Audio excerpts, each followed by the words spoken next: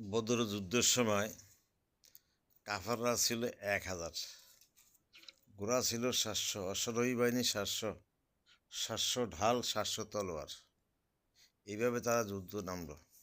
আল্লাহ নবী ফরিয়াদ করেন, আল্লাহ আপনি যা ব্যবস্থা করেন তাতে আমি সন্তুষ্ট।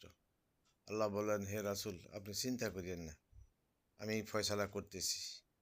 এমন সময় আল্লাহ পাক তাদের জন্য 500 ফেরেশতা পাঠাইলেন।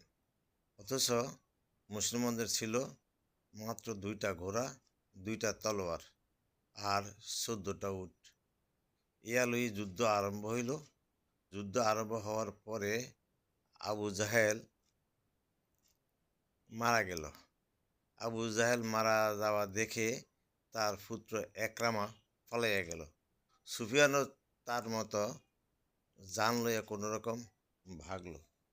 যখন দেখলো কোনো মতেই ফালা দিতেছে না, তার লোকদেরকে সান্ত্বনা দিল যে আগামী বছর আমরা 3000 সৈন্য নিয়ে মদিনা আক্রমণ করব। এই যুদ্ধের ফয়সালা দেখে শয়তান তো আগেই ভাগছে। তারা পরামর্শ করতেছে, আমি তো আগেই বলেছিলাম আবু জাহেল, একরামা তোমরা এই যুদ্ধে জয়লাভ করতে পারবে না। কিন্তু তারা তো যুদ্ধের মোড়টা বুঝতে পারে নাই। তার কারণ শয়তান তো ফেরেশতাদেরকে দেখছে, কিন্তু আবু জাহেল, একরামা, সুফিয়ান এরা তো দেখে নেই। এই জন্য বলে আল্লাহর মায়ের দুনিয়ার বাইর।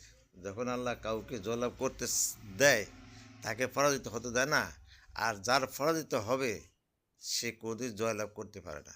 এই জন্য যে কোনো কাজ আমরা করব, যা কিছু করব আল্লাহর উপরে তাওয়াক্কুল করিয়া করব। আল্লাহ আমাদের সব সময় সর্ব কাজে সহযোগিতা করেন। আর যদি আল্লাহর উপর তাওয়াক্কুল না করি তো কখনো ওই কাম আমরা সফলতা অর্জন করতে পারবো না।